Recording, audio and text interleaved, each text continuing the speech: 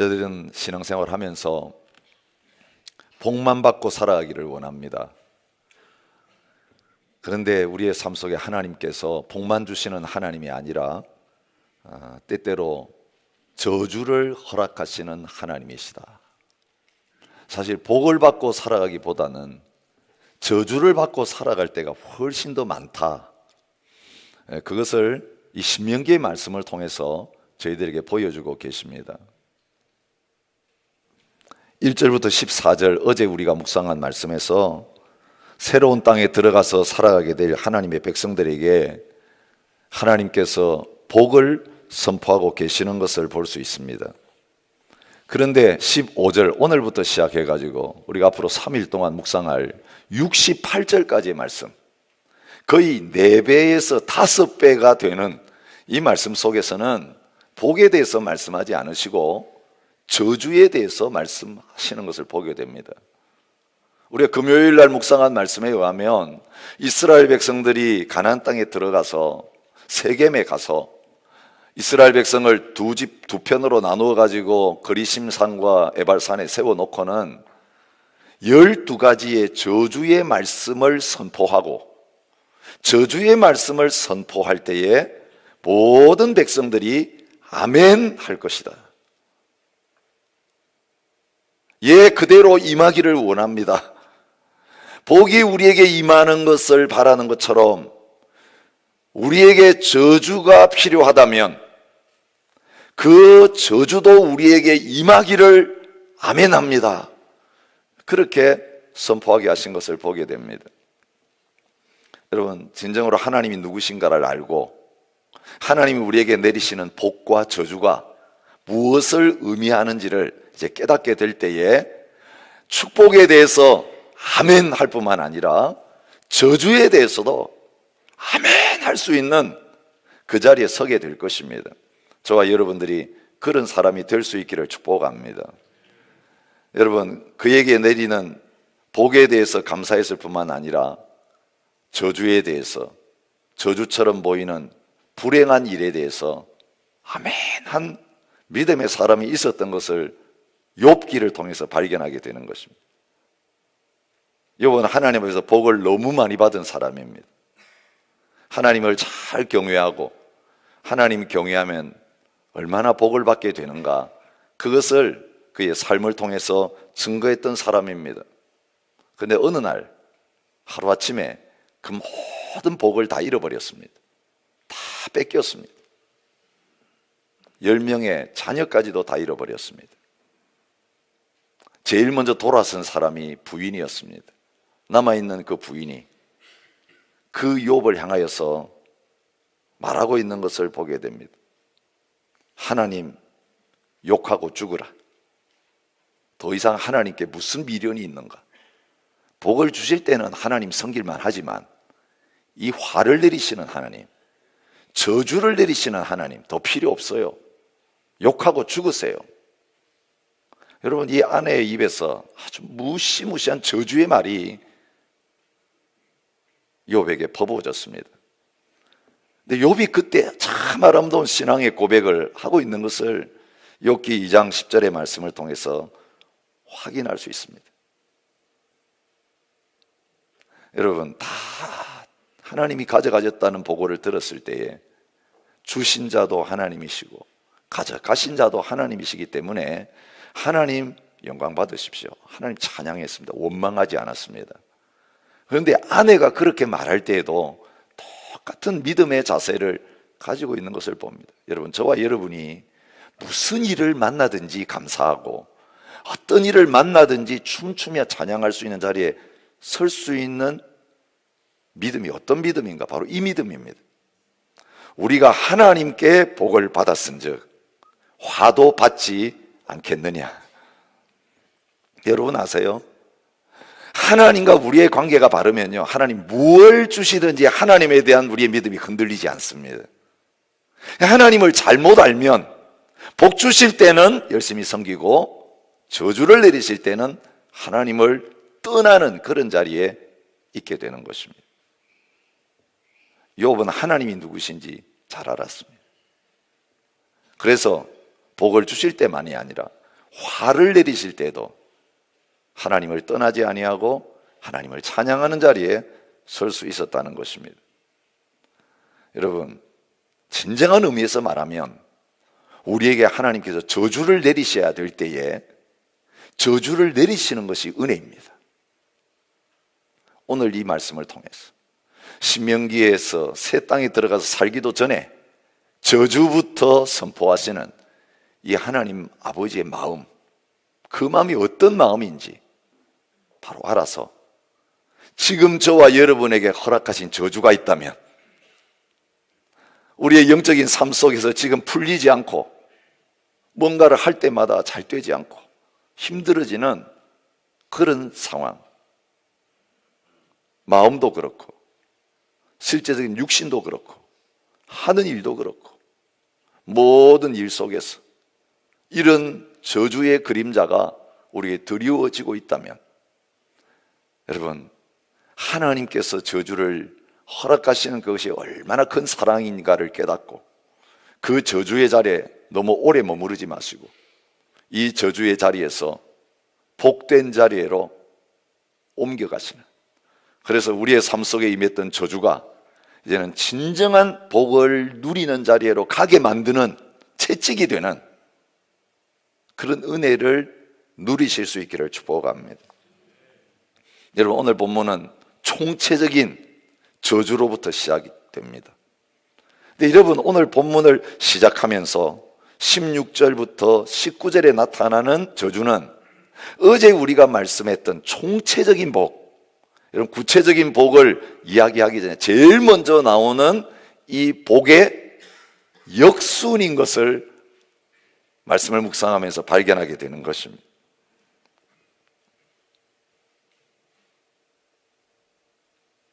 성읍에서도 복을 받고 들에서도 복을 받을 것이며,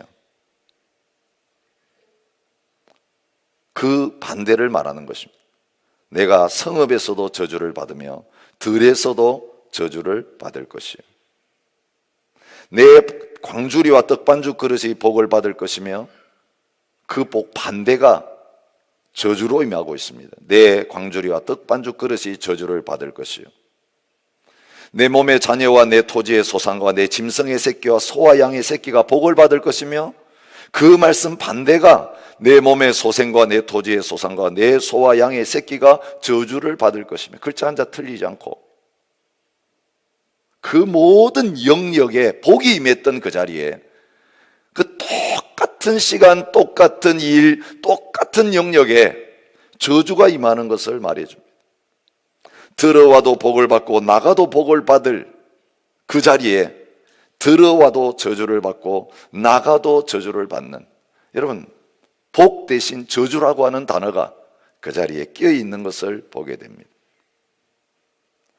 내 손으로 하는 모든 일에 복을 주실 것이라고 하신 하나님이 내 손으로 하는 모든 일에 여호와께서 저주와 혼란과 책망을 내리사 망하며 속히 파멸하게 하실 것이라고 선포하고 있습니다. 여러분, 오늘 우리가 세상을 살아가면서 왜 우리가 실패하는가, 왜 우리가 복받지 못하고 사는가, 잘못 판단 내리는 경우가 참 많습니다. 여러분, 그런 생각 혹시 해보고 계시지 않습니까? 호주 잘못 와가지고 지금 망했다. 한국에 있을 때 괜찮았는데 호주를 잘못 왔다. 직업을 잘못 선택했다. 또 어떤 경우는 때를 잘못 만났다.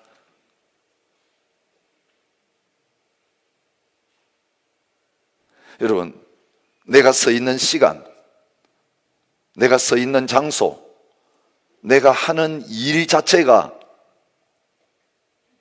잘못된 선택이었기 때문에 내가 지금 어려움을 겪고 있는 것이다. 그것이야말로 대표적인 사탄의 속임인 것입니다. 오늘 성경이 뭘 말합니까? 여러분, 들어가도 나가도 복을 받던 사람이 들어가고 나가는데 저주를 받는 것입니다. 성읍에 있든지 들에 있든지 복을 받던 사람이 성읍, 똑같은 성읍, 똑같은 들에 있는데 저주를 받는 것입니다. 여러분, 뭘 하느냐가 중요한 게 아니라는 것입니다. 시간 문제가 중요한 게 아니라는 것입니다. 어느 장소에 있는가, 그것이 우리의 복과 저주를 결정하는 것이 아니라는 것입니다. 여러분, 그래서 남들 복 받는 일을 다 바꿉니다. 아이, 저기 돈 잘 벌더라, 저 사람 보니까 성공하더라, 그냥 뒤를 따라다닙니다. 그래서 하던 거 때려치우고 새 일을 합니다. 잘 된다는 도시로 또 이사 갑니다. 또 다른 나라로 갑니다. 그런데 참 이상합니다. 그 사람은 그것을 해서 복을 받고 있는데 나는 그거 하는 바람에 망하게 된 것이에요. 나는 그 도시에 따라가 가지고 망하는 것입니다. 여러분, 오늘 우리의 삶 속에 혹시 이런 일이 일어나고 있는 것은 아닌지 하나님 앞에 살펴볼 필요가 있습니다. 그래서 내가 지금 여기서 너무 힘들고 어려우니까 딴 데로 옮겨봐야겠다는 잘못된 생각을 하고 있는 사람들, 이 일이 내가 잘못된 거기 때문에 새 직업을, 새로운 사업을 한번 바꾸어 봐야겠다고 지금 생각하고 있는 분들이 있다면, 오늘 그 근본적인 원인을 오늘 말씀을 통해서 분명히 진단하시기 바랍니다. 성경이 분명히 보여주는 것은 어느 장소에 있느냐, 무엇을 하느냐, 거기에 따라서 복과 저주가 결정되지 않는다는 거예요. 여러분, 안 되는 사람은 안 되게 돼 있어요. 여러분, 뒤로 넘어져도 뭐가 깨져요? 코가 깨져. 앞으로 넘어져도 코가 안 깨질 수 있어요. 온갖 어려움을 당하는데도 술술 풀릴 수 있어요. 근데 잘 풀리는, 모든 거 다 갖춰주고 그 앞에 갖다 바쳤는데도 아무것도, 그 사람에게만 가면 모든 것이 닫히고 모든 것이 막히는 그런 자리에 있을 수 있어요. 여러분, 이 총체적으로 잘못된 사람은 구체적인 부분에 있어서도 계속 문제가 따라다니게 되어 있습니다. 첫 번째 언급되는 영역이 어떤 영역입니까? 질병의 영역이에요. 몸의 영역이에요. 여호와께서 내 몸에 연병이 들게 하사 내가 들어가 차지할 땅에서 마침내 너를 멸하실 것이며, 여호와께서 폐병과 열병과 염증과 학질과 여호와께서 애굽의 종기와 치질과 교열병과 피부병으로 너를 치시리니 내가 치유받지 못할 것이며, 여호와께서 또 너를 미치는 것과 눈머는 것과 정신병으로 치시리니 이러므로 내 눈에 보는 일로 말미암아 내가 미치리라. 여호와께서 내 무릎과 다리를 쳐서 고치지 못할 심한 종기를 생기게 하여 발바닥에서부터 정수리까지 이르게 하시리라. 여러분, 욥이 바로 그런 자리에 있었습니다. 몸에 헌디가 나고 종기가 났습니다. 자연적인 재앙이 따릅니다. 여러분, 하늘도 도와주지 않습니다. 자연마저도 등을 돌리는 그런 일이 저주 가운데 나타나는 것을 23절부터 24절이 말합니다. 한재와 풍재와 썩는 재앙으로 너를 치시리니 이 재앙들이 너를 따라서 너를 진멸하게 할 것이라. 여러분, 저주는 복과 또 마찬가지로 사람을 따라다니게 되어 있습니다. 복도 복받은 사람을 따라다니고 저주도 저주받을 사람을 따라다니게 되어 있어요. 여러분, 피한다고 해서 따라오지 않는 게 아니라는 겁니다. 어떤 장소에 가도 복받을 사람은 복이 따라옵니다. 무엇을 해도 복받은 사람은 복이 따라옵니다. 그런데 저주받은 사람은 어떤 장소에 가도 그 장소에서 망합니다. 어떤 일을 해도 그 일 하다가 망합니다. 왜요? 저주가 따라오기 때문이라고, 재앙이 따라오기 때문이라고 말합니다. 내 머리 위에 하늘은 노시 되고 내 아래 땅은 철이 될 것이며, 여러분이 농사할 때에 하늘이 열려서 비가 내려야 되고 땅에 곡식을 심으면 열매가 나와야 되는데 하늘이 노시 되고 땅이 철이 됐으니 무엇을 거둘 수 있겠습니까? 비 대신 티끌과 모래를 내 땅에 내리시리니 그것들이 하늘에서 내 위에 내려 마침내 너를 멸하리라.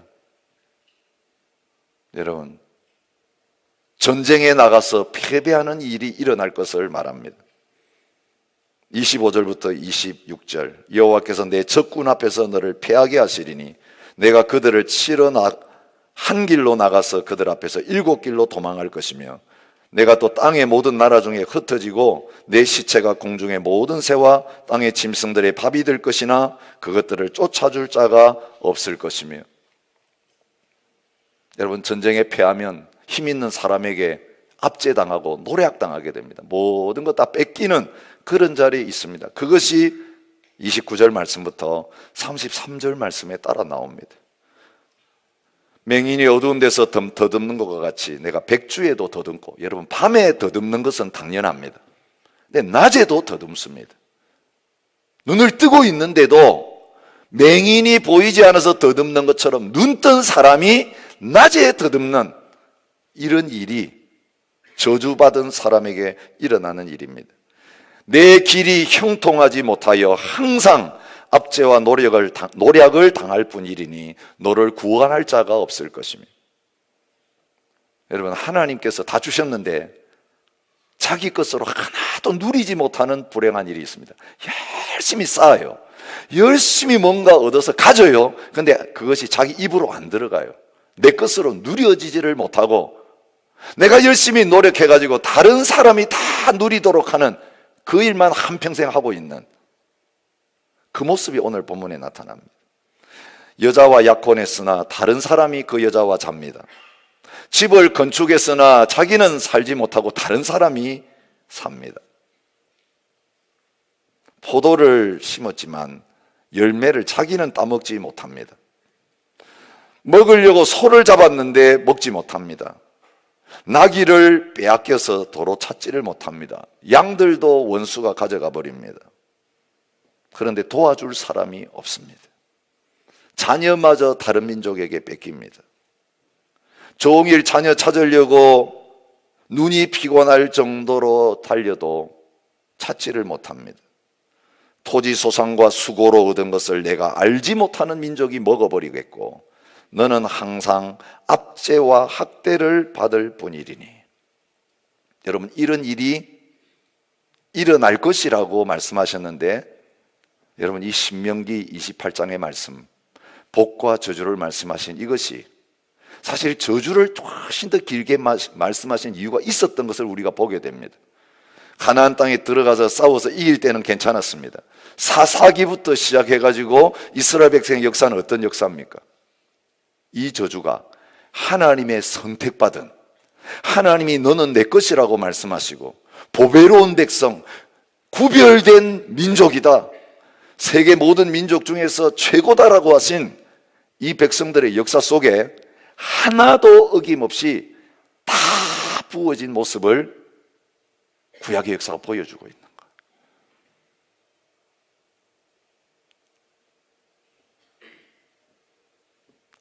여러분, 이 저주를 말씀하신 이유가 무엇일까요? 하나님이 선택하신 하나님의 백성들이 하나님이 허락해 주신 은혜로우신 가나안 땅에 들어가서 저주받은 삶을 살지 않고 복받은 삶을 살아가도록 하기 위해서 안전장치로 하나님이 이 복과 저주를 허락해 주셨다는 것을 보여주고 있습니다. 여러분, 복과 저주는 드러나는 열매입니다. 그런데 어떤 열매가 맺히는가는 그 나무가 어떤 나무인가에 따라서 결정이 됩니다. 좋은 나무는 좋은 열매를 맺게 되고 좋지 않은 나무는 좋지 않은 열매를 맺게 되어 있습니다. 복받은 자리에 있는 사람은 그 복의 열매가 맺히고 저주받은 자리에 있는 사람은 저주의 열매가 저절로 맺히게 됩니다. 하나님께서 오늘 우리에게 일상생활에서, 가정에서, 우리의 직업의 현장 속에, 사업의 현장에서, 인간관계 속에서, 나라의 영역 속에서 경험하게 하시는 복과 저주라고 하는 것, 이건 분명합니다. 중간지대가 없습니다. 복이든지 저주든지 두 편을 완전히 두 산에다가 갈라놓고 그 중간에서 말씀을 선포할 때 마찬가지로 그걸 당하는 사람은 확실히 알아요. 이게 복인지 저주인지, 나에게 지금 화가 미쳤는지 복이 임하고 있는지, 오늘 우리가 인생을 살아가면서 내가 지금 어떤 자리에 서 있는지 분명하게 알게 하십니다. 그런데 이 복과 화는 무엇을 보여주시는 것입니까? 우리의 영적인 현주소를 보여주고 있는 것입니다. 여러분, 복의 근원은 누구이십니까? 하나님이십니다. 이스라엘 백성들을 선택하시고 시내 산에서 모압 광야에서 언약을 맺으시는 그 모습은요, 하나님이 남편이 되시고 이스라엘 백성들을 신부로 삼아가지고 하나님이 이제는 결혼 예식을 행하는 것과 마찬가지예요. 가나안 땅은 바로 하나님의 신방이에요.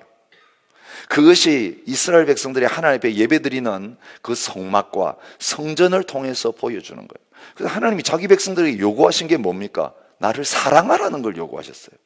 우상 숨기지 말라고 하시면 하나님이 우상 숨길 때 어떻게 하신다고 합니까? 질투하신다고 말해요. 이게 다 남녀 관계의 사랑의 용어로 말씀하시는 거예요.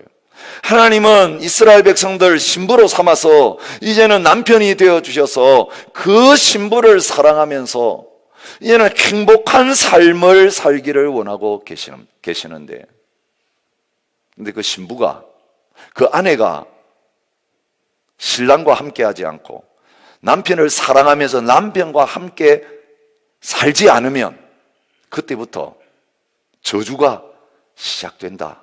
그것을 보여주는 것입니다. 하나님과 우리와의 관계는 안 보여요. 그래서 우리 소홀히 하기 쉬워요. 여러분, 우리가 착각하는 것 중에 하나가 뭐냐면, 세상적으로 뭔가 술술 풀리고 잘 되어가면 이게 하나님과의 우리의 관계가 정상인 것처럼 착각할 때가 있어요. 여러분, 특별히 어떤 문제에 이걸 적응시키냐면, 내가 구원받았나 구원받지 않았나, 이걸 세상적으로 잘 되냐 못 되냐와 관련해가지고 판단하려고 하는 사람들이 종종 있는 것을 보게 됩니다. 여러분, 우리 믿는 사람들이 실족하는 게 뭡니까? 악인은 죄를 지어도 잘 되는데, 악인의 형통을 이야기하죠. 여러분, 죽을 때도 고통이 없이 죽어요. 죄악을 지하고 온갖 수단과 방법 다 동원해가지고 부정한 방법 쓰는데 사업이 일치월장 발전해요. 근데 우리는 어떻습니까?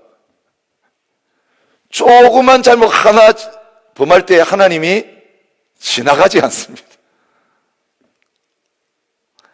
여러분, 처음 예수 믿을 때는 다 지나가 주셨어요. 그죠? 처음 어릴 때는 다 지나가요. 처음 예수님 믿을 때는 모든 게 잘 돼요. 그래서 하나님, 이야, 이건 너무 좋구나. 왜냐하면 너무 오랫동안 저주 가운데 살았기 때문에 막 하나님 주신 복 감당할 수 없어요. 그런데 이제 하나님께서 말씀을 가르치시고 훈련시키시고 하나님 자신을 이제 보여주셔서 이제 철이 좀 들고 사리를 판단할 정도 딱 되면 어떻게 하십니까? 조그만한 잘못을 범해도 하나님 지나가지 않으세요. 말씀을 많이 아는 사람이 하나님 앞에서 충분히 알고 있는데 그것을 범할 때 하나님 지나가지 않으세요. 악인들은 술술 통과시켜 주시면서 믿음 없는 어린 사람들은 술술 그 문제 범해도 지나가는데, 오래 예수 믿고 말씀 알고 말씀 가르치는 저와 같은 사람이 하나님 앞에서 여러분 생각 하나를 잘못하고 있는데, 여러분 말한 것도 아니에요. 행동으로 죄를 옮긴 것도 아니에요. 근데 내 마음에 미워하는 마음이 들었어요. 용서하지 못하는 마음이 들었어요. 이건 아무도 모르는 거예요. 하나님만 아시는 거예요. 근데 생각 하나, 하나님 원하시는 생각 먹지 않았을 때 하나님 바로 반응하세요.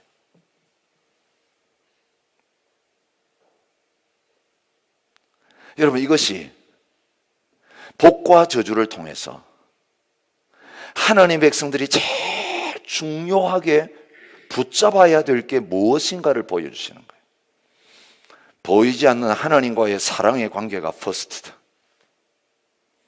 그런데 보이지 않는 하나님과의 사랑의 관계 속에서는 멀리 떨어져 있으면서 세상적으로 주님과 멀리 떨어지고 주님과의 사랑이 다 식어버렸는데도 점점 세상에서 잘 되고 잘 되는 자리에 서면 그게 복이겠어요?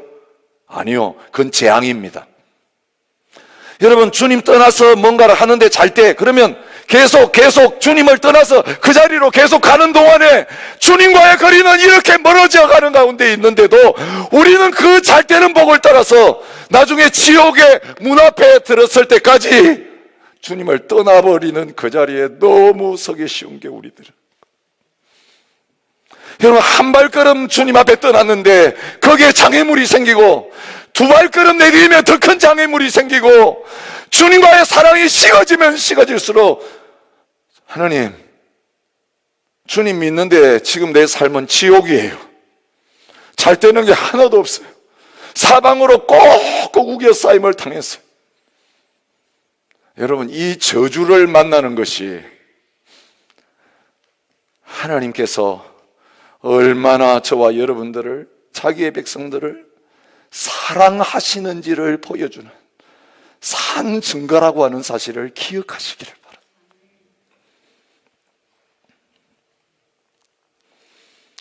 여러분, 오늘 이 본문에 나오는 저주를 언약적인 저주라고 제가 이름을 붙였어요.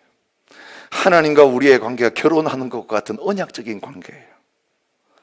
그래서 결혼 관계 속에서 일어나는 하나님의 저주는 다른 것 때문에 생겨나는 게 아니라 우리가 하나님을 사랑하지 않기 때문에 생겨요. 하나님보다도 다른 것들을 사랑하면서 하나님을 배반했기 때문에 생기는 거예요.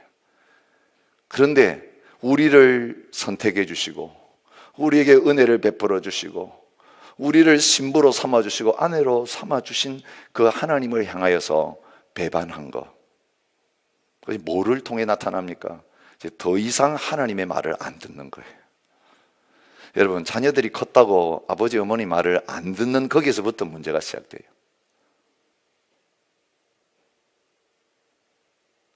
여러분, 결혼해가지고 남편의 말을 잘 듣다가 어느 순간, 주로 아이를 3명 낳고 나서 그런 일이 일어나더라고요. 갱년기가 지나고 나니까 또 그런 일이 일어나더라고요. 맞벌이 부부 가운데 그런 일이 많이 일어나더라고요. 나도 돈 번다는 거지. 나도 뭔가 기여하고 있는 바가 있다. 더 이상 당신에게 매여 살아야 될 이유가 전혀 없다는 거예요. 그때부터 문제가 생기기 시작하잖아요. 하나님과 우리의 관계가 더 그래요. 피투성이 건져가지고, 살려가지고, 옷 입혀가지고, 공부시켜가지고, 이제는 좋은 것 줘가지고 번듯하게 만들어놨는데 어느 순간 하나님, 이제 필요 없어요. 제가 다 할 수 있어요. 마치 자기가 잘나서 다 한 것처럼 어느 날 하나님 앞에 빠이빠이 하는 거지. 그동안 해주셔서 너무 고맙습니다. 너무 감사합니다. 근데 이제 더 이상 따라다니지 마세요. 받은 은혜 이 정도 했으면 이제 갚았는데 뭐가 남아있어요? 이제 충분히 할 만큼 믿었잖아요. 주님 달라고 하는 만큼 충분히 다 드렸잖아요. 이제는 내 멋대로 한번 살아보겠습니다. 여러분, 이것이 하나님 앞에서 죄의 뿌리라는 거예요. 하나님 없어도 돈 있으면 괜찮다는 거예요. 하나님 없어도 건강하면 괜찮다는 거예요. 하나님 없어도 재미있으면 괜찮다는 거예요. 하나님 없어도 잘 나가면 괜찮다는 거예요. 그래서 이제는 하나님 좀 멀리 좀 옆에 서주시고 내가 부를 때만 오세요. 내가 찾을 때만 오시고 시도 때도 없이 나타나시면 곤란합니다.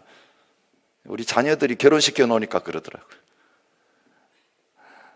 같이 살 때는 안 그런데 결혼하고 누구를 만나고 나니까 지금 전화하시지 마세요. 지금은 갑자기 오시면 우리가 너무 당황해요. 이러고 있는 거예요. 여러분, 이게 누구 모습이에요? 저주받아 마땅한 저의 모습이에요. 그런데 그걸 그대로 하나님께서 내버려 두고 보시면 그건 뭡니까? 사랑입니까? 아니요. 육입니다, 육이. 여러분, 로마서 1장에 나오잖아요. 하나님께서 우리에게 내리시는 저주 중에 가장 큰 저주는요, 때리시는 게 아니에요. 자기 소욕대로 마음껏 하라고 내버려 두시는 거예요. 그건 포기예요, 포기. 돈 케어예요. 거기 간섭하네. 너가 뭐 하고 살든지 난 상관없다. 근데 사랑하는 자녀들에게는 그렇게 할 수가 없어요. 잔소리가 나오게 돼 있어요. 여러분, 하나님께서 이 저주에 대해서 말씀하시면 분명히 그 원인을 가르쳐 주십니다. 원인은 나에게서 멀어졌기 때문이에요. 나를 떠났기 때문이에요. 그래서 이제 나를 더 이상 인정하지 않고 나의 명령과 내 말에 귀를 기울이지 않고 순종하지 않는 그 삶을 살아가기 때문에 그런 자리에 설 수밖에 없다고 말합니다. 여러분, 신명기 28장에 나오는 이 내용이 좀 자세하지는 않지만 레위기 26장에 그대로 나오고 있어요. 거기도 복과 저주가 같이 나와요. 그런데 이 레위기에서는 하나님이 얼마나 하나님의 백성들을 포기하지 아니하고 끝까지 추적하시는지를 이렇게 말하고 있습니다. 너희 죄로 말미암아 내가 너희를 7배나 더 징벌하리라. 여러분, 처음 죄를 지었는데 저주를 내리십니다. 그런데 반응을 안 합니다. 반응을 안 하시면 하나님 그냥 포기하시는 게 아니라 7배나 더 강도를 강하게 하십니다. 근데 오늘 이 짧은 본문에요, 내가 너희의 죄대로 너희에게 7배나 더 재앙을 내릴 것이라. 너희 죄로 말미암아 너희를 7배나 더 치리라. 너희의 죄로 말미암아 7배나 더 징벌하리라. 여러분, 그러면서 아주 구체적인 내용들이 계속 나옵니다. 자세한 내용 하면서 중간중간에 7배나 더, 7배나 더, 7은 완전수예요. 포기하지 아니하시고 이 저주의 강도를 점점 높여가고 계시는 것을 보게 됩니다. 여러분, 죄의 값은 사망입니다. 하나님께서 거룩하신 하나님이신데 자기의 아들, 딸들이, 자기의 신부가 죄악 가운데 살아가는 그것을 하나님 기뻐 보지 않으십니다. 만약 하나님이 우리를 사랑하신다는 그것이 우리가 죄를 범해도 오케이, 마음대로 살아라, 저주 가운데 살아가는데도 하나님께서 그걸 내버려 두신다면 과연 그것이 하나님의 진정한 사랑인가, 내가 하나님의 사랑받는 사람인가를 물어보라고 하세요. 신명기 8장 5절부터 6절에 말씀하십니다. 너는 사람이 그 아들을 징계함 같이 내 하나님 여호와께서 너를 징계하시는 줄 마음에 생각하고 내 하나님 여호와의 명령을 지켜 그의 길을 따라가며 그를 경외할지니라, 그렇게 말하고 계십니다. 여러분, 저주는 죄의 결과입니다. 저주는 하나님을 떠났기 때문에 생기는 것입니다. 근데 하나님은 자기의 사랑하는 신부가, 자기의 사랑하는 자녀들이 하나님을 떠날 때마다 사랑하시기 때문에 내버려 두지 않으시고 반드시 찾아오셔서 다시 되찾기를 원하십니다. 그 떠나간 자들을 향하여 소리 지르면서 오라고 부르십니다. 그런데 오라, 나에게로 오라고 부르시는 게 말만이 아니라 더 이상 갈 수 없도록 길을 막으시면서 그 저주를 7배나 더 하시면서 하나님보다 세상 것이 너무 좋아가지고 거기서 빠져나오지 못하는 그들의 진정한 복이 하나님이신 것을 그들에게 알려주시기 위해서 반드시 저주를 내리시면서 징계하시는 하나님이라고 말해주고 있는 거예요. 히브리서는 이렇게까지 말합니다. 주께서 그 사랑하시는 자를 징계하시고 그가 받아들이시는 아들마다 채찍질하심이라 하였으니 너희가 참으면 징계를 받기 위함이라. 하나님이 아들과 같이 너희를 대우하시나니 어찌 아버지가 징계하지 않는 아들이 있으리요. 징계는 다 받는 것이거늘 너희에게 없으면 사생자요 친아들이 아니니라. 우리가 범죄할 때마다 하나님 어떻게 그렇게 하시고 바로 응답하시고 바로 징계하시는 이 은혜를 여러분 누리고 계십니까? 여러분이 하나님의 사랑받는 아들이고 하나님의 사랑받는 딸이라고 하는 사실을 확인하시고 나에게 내리시는 그 징계와 저주를 인하여 하나님 앞에 감사하는 저와 여러분이 되실 수 있기를 바랍니다.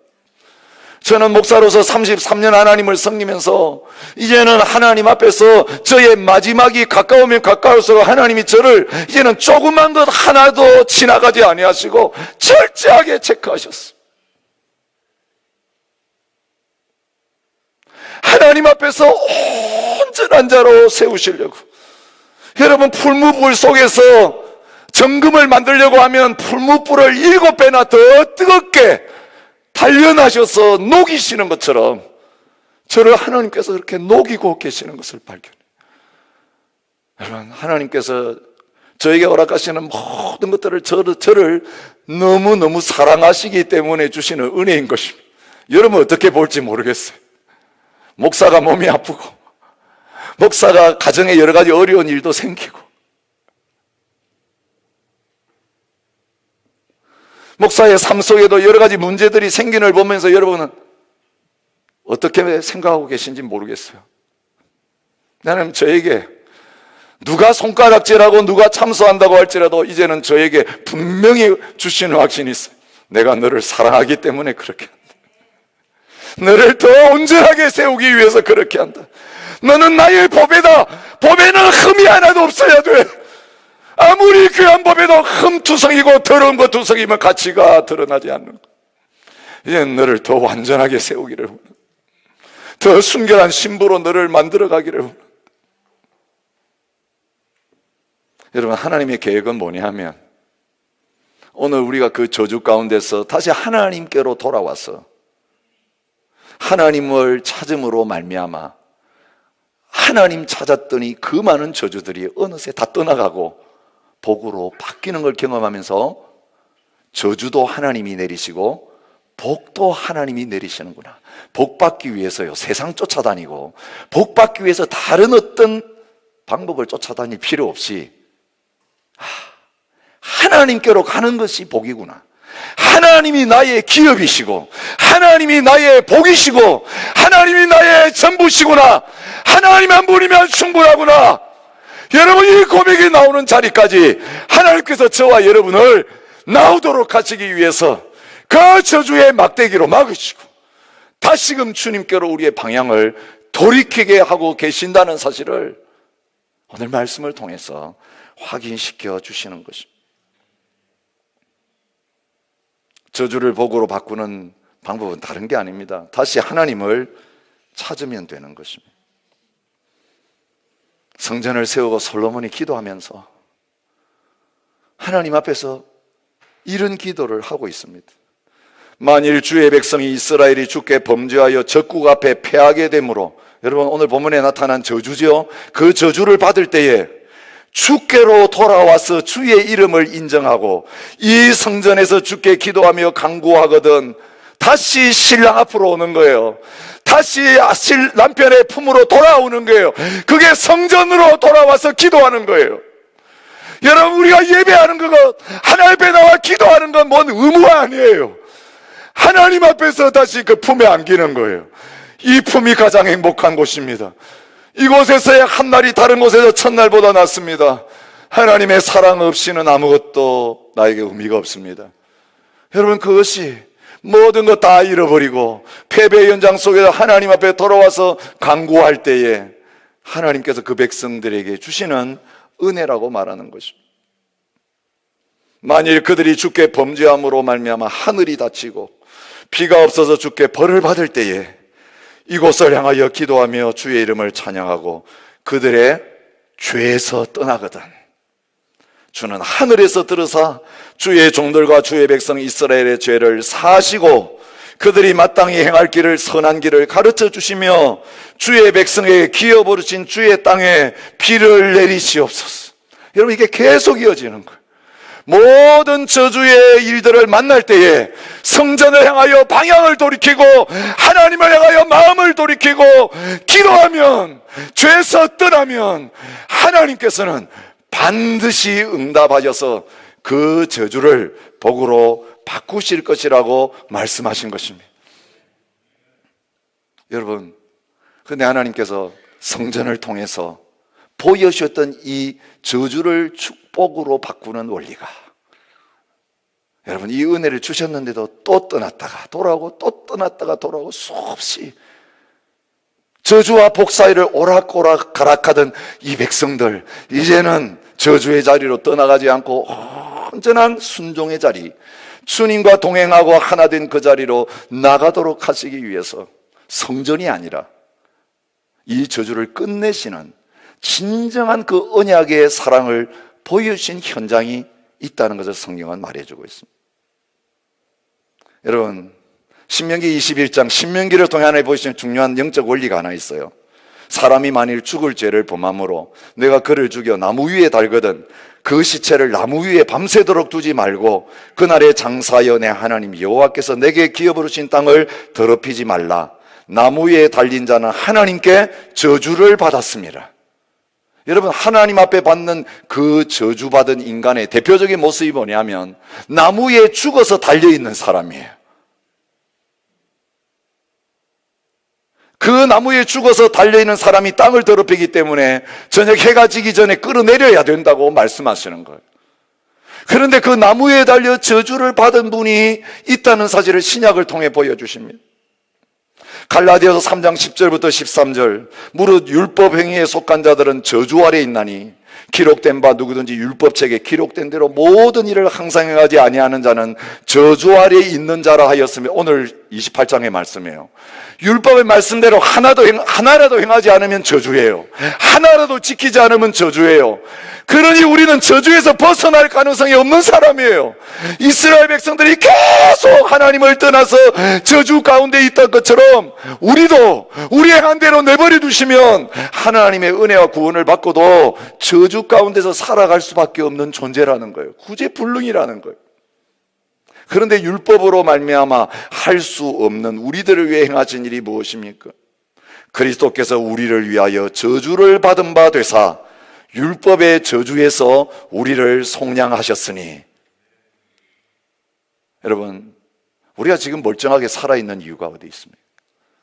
우리 하나님 앞에서 저주의 대상이 아니라 당신은 언약 안에 있는 축복의 통로라고 우리가 서로를 향하여 손을 내밀며 진정한 마음으로, 우리의 실모습은 그런 게 아닌데 우리는 너무 악한 존재인데, 저주받을 수밖에 없는 존재인데 하나님이 우리에게 한없는 축복을 주 앞에 나올 때마다 베풀어 주시는 이유가 어디에 있는 줄 아십니까? 예수님께서 십자가에서 우리가 받아야 될 모든 저주를 한 몸에 우리 대신 다 나무 위에 달려서 받으셨기 때문이라고 말하고 있는, 이게 은혜 중에 은혜인 것입니다. 이게 복음 중에 복음인 것입니다. 하나님이 세상을 이처럼 사랑하사 독생자를 주셨으니 이는 그를 믿는 자마다 멸망하지 않고 영생을 얻게 하려 함이라. 멸망은 저주고 영생은 복인 것이, 내가 그들에게 영생을 주노니 영원히 멸망하지 아니할 것이요 또 그들을 내 손에서 빼앗을 자가 없느니라. 여러분, 예수 그리스도 안에 있는 자에게 이런 놀라운 복을 허락해 주셨습니다. 내가 너희를 떠나지 아니하리라. 내가 너희를 버리지 아니하리라. 내가 끝까지 너희를 사랑하겠다. 그러므로 이제 그리스도 예수 안에 있는 자에게는 결코 정죄함이 없나니 이는 그리스도 예수 안에 있는 생명의 성령의 법이 죄와 사망의 법에서 너를 해방하였습니다. 축복의 법이 저주의 법에서 저와 여러분들을 온전히 풀어내셨다고 말하고 있는 것입니다.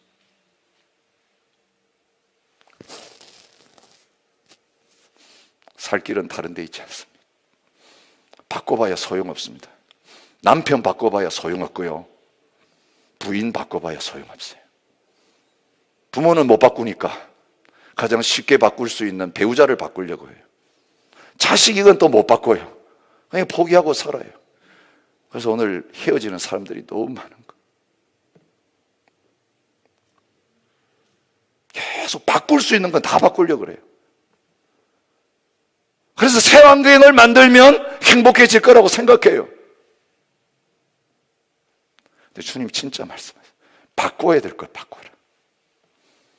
이것만 바꾸면 된다. 우리가 잘 아는 탕자의 비유 보십시오. 그 둘째 아들의 불행, 이 저주받은 삶이에요.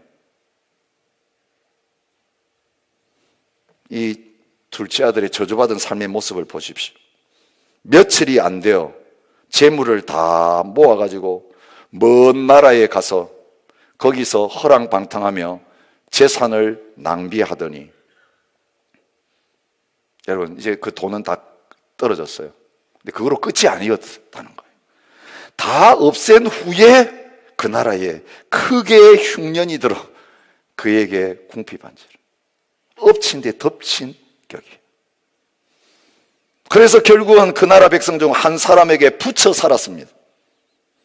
그런데 그 사람이 시킨 일이 들에 보내서 돼지를 치게 만들었습니다. 가장 부정한 짐승 치고 살게 만들었습니다. 하나님 백성이 먹을 게 떨어져서 돼지 먹는 취업 열매를 가지고 배를 채우려는 자리까지 낮아졌습니다. 그런데 주는 자가 없다고. 취업 열매도 주는 사람이 없는 거예요. 취업 열매, 그 흔한 돼지 먹는 취업 열매도 하나님이 막으시니까 취업 열매를 주는 사람도 없는 거예요.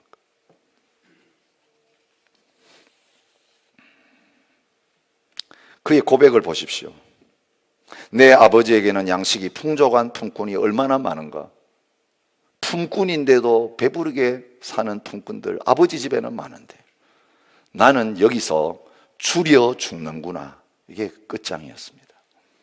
줄여 죽는구나. 인생의 마지막을 거기서 본 겁니다. 근데 감사한 것은요, 그가 죽음의 끝자락에 도달했을 때예요. 자기의 문제가 아버지의 집을 떠난 데 있는 걸 알았어요. 아버지를 떠난 데 있는 걸 알았어요. 그의 마음에 아주 중요한 결심이 나옵니다. 내가 일어나 아버지께 가겠다는 거예요. 아버지께로 돌아가겠다. 먹고 살기 위해서 다른 일 하지 않았어요. 새 직업을 구하지도 않았어요. 돼지 치는 거 이제 못해 먹겠다. 이 나라에 잘못 왔으니까 다른 나라 가겠다고 이민 꿈꾸지 않았어요. 사람 잘못 만나가지고 이렇게 됐다. 새 친구 사귀자. 날 도와줄 사람 한번 찾아다녀보자. 사람 쫓아다니면서 먹을 거 달려고 구걸하지 않았어요. 유일한 길이 있었어요. 아버지께로 돌아가자. 여러분, 회개는 돌아가는 거예요. 여러분, 아버지를 떠난 것이 모든 저주의 시작이고 불행의 시작이라면 아버지께로 돌아가는 것은 행복의 출발입니다. 축복된 삶의 시작입니다. 아직도 거리가 먼데 아버지가 그를 보고 측은히 여겨 달려가 목을 안고 입을 맞추니, 여러분, 아버지는 그를 내치지 않습니다. 불쌍히 여깁니다. 아들이 가기 전에 먼저 달려옵니다. 목을 안고 그 더러운 입을 맞추고, 나 종으로 써주셔도 감사하겠어요. 그러고 있는데 종들에게 이르되 제일 좋은 옷을 내다가 입히고, 여러분 여기 보십시오. 제일 좋은 옷. 여러분, 하나님이 자녀인 저희들에게, 신부인 저희들에게 주시고자 하는 것은요, 최고 1등 국민 되고 1등 시민 되고 최고의 것을 누리고 사는 거예요.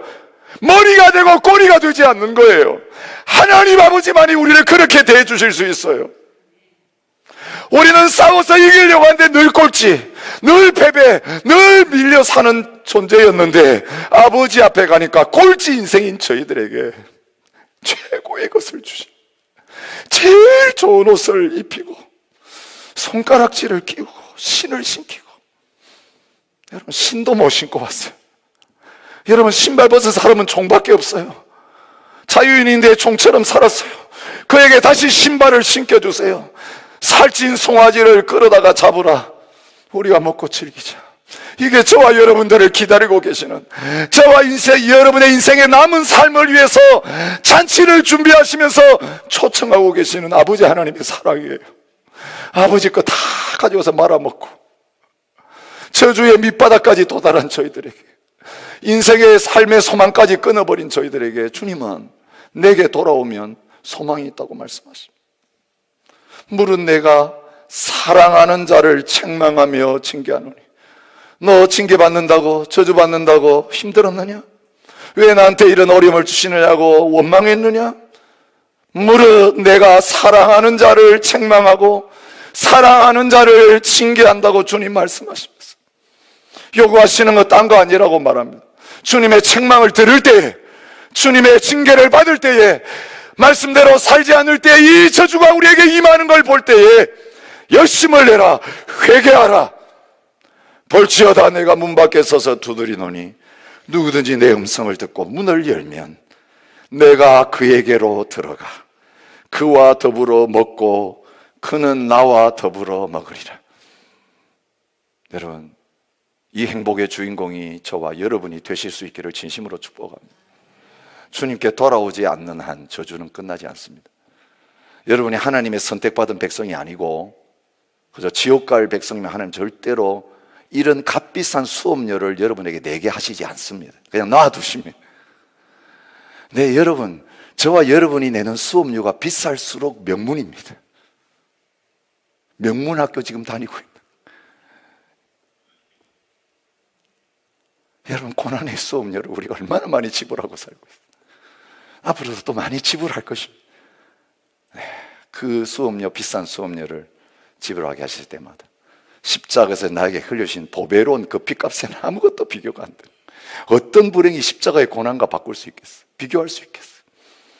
오늘도 우리의 고난을 이해하시는 주님, 더 이상 그 고난 가운데 있지 않고 우리에게 어떤 풍랑이 일어나도 모든 거 다 가져가고 생명까지, 우리의 자녀의 생명까지, 내 몸까지 치셔서 이제는 죽게 되어지고 내 아내까지 나를 떠났다 할지라도 주님은 나의 유일한 소망이며 나의 기쁨이십니다. 여러분, 이 십자가에서 나를 위해 죽으신 예수 그리스도의 보혈의 능력 붙들고 주님께 갈 때에 우리를 향하여 은혜를 베푸시고 회복시키시는 이 놀라운 하나님의 은혜의 자리 앞에 돌아와서 그 복을 마음껏 누리며 살아가는 저와 여러분이 되시기를 축복합니다. 이 시간 돌아오십시오. 이 시간 돌아오십시오. 여러분의 인생이 바뀝니다. 여러분, 진정한 하나님의 나라가 여러분에게 문이 열릴 것입니다. 하늘의 행복과 기쁨이 여러분에게 주어질 것입니다. 주님께서 말씀해, 이제 나와 함께 먹고 즐기자, 나와 함께 잔치하자. 여러분, 초상집 같은 우리의 인생이 끝나고 잔치집 같은, 혼인잔치와 같은 그 아름다운 행복의 삶이, 저주를 십자가에서 다 받으시고 주님이 이루신 그 온전한 순종을 통해 나에게 주시는 영원한 행복의 근원 되시는 예수님 통해서 누려질 수 있는 저와 여러분 되시기를 축복합니다. 우리 함께 일어나셔서 그 주님께 나가시기 원합니다. 주님 한 분만 바라보시며 함께 주님 앞에 진심으로 나가는 이 시간이 되기를 원합니다.